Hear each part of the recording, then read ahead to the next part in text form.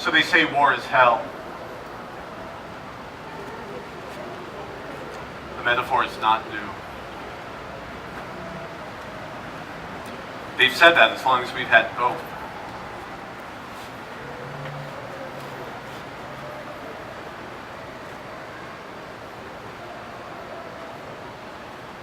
Of the two, though, I think maybe war should be the privileged term. Because it's real, and it's of this world. And it's the elder of the two of them. So maybe what we ought to say is hell is war.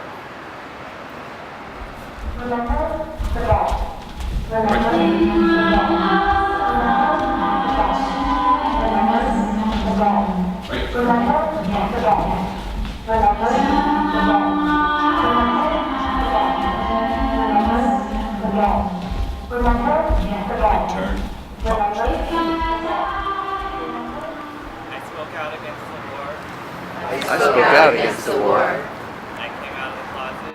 I came out of the closet. So when I finally got out of the Marines,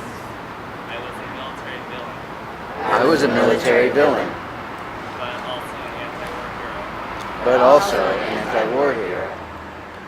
When he came home, he still carried his weapons with him.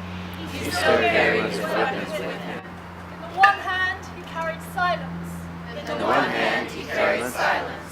Which he used to dig a trench between us. In the other hand, he carried rage. Which he used to subdue us. And no matter how carefully, we spread our blanket of domesticity. We still lay down to picnic. In his field of war.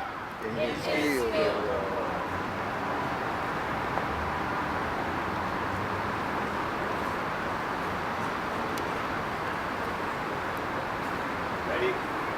You gotcha.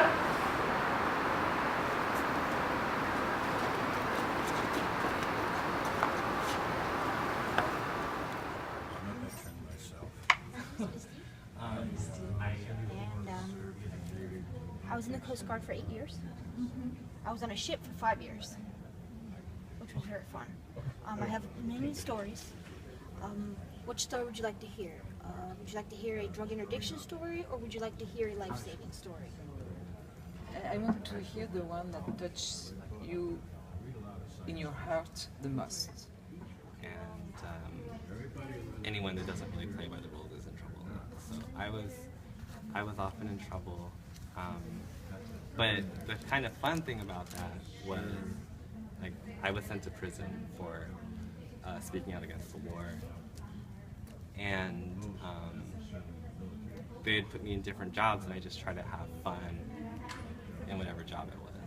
So I was supposed to sweep up wood chips in a wood shop, which is basically an endless job.